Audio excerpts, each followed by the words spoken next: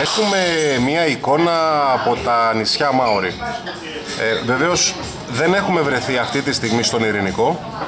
Απλώς είναι τα νησιά Μάορι στο Κεφαλάρι.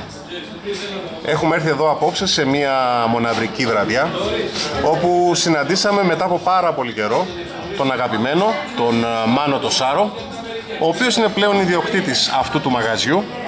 Είναι το μαγαζί Μάορι, είναι στην πλατεία Κεφαλαρίου, στον ημιόροφο, ξέρετε, όπου εδώ απόψε σε μια συνεργασία με το κτήμα Α θα παρουσιάσει κάποιες γεύσεις από τον κατάλογο, ο οποίος κατάλογος διαθέτει μια κουζίνα Pacific Rim, διάφορες γεύσεις από τον Ειρηνικό, και βεβαίως το κτήμα Α, γνωστό σε όλους, θα παρουσιάσει τα κρασιά του.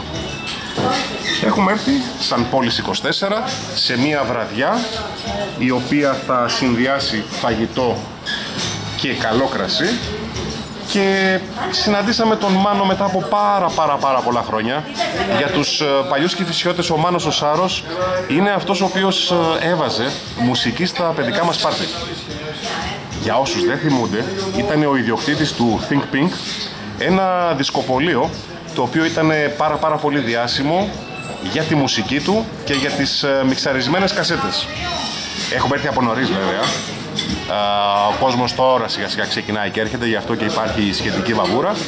Παρ' όλα αυτά όμως, εμείς θα μείνουμε μέχρι το τέλος της βραδιάς, θα κάνουμε ένα φωτορεπορτάζ και θα παρακολουθήσουμε αυτό το ταξίδι στην απόλαυση.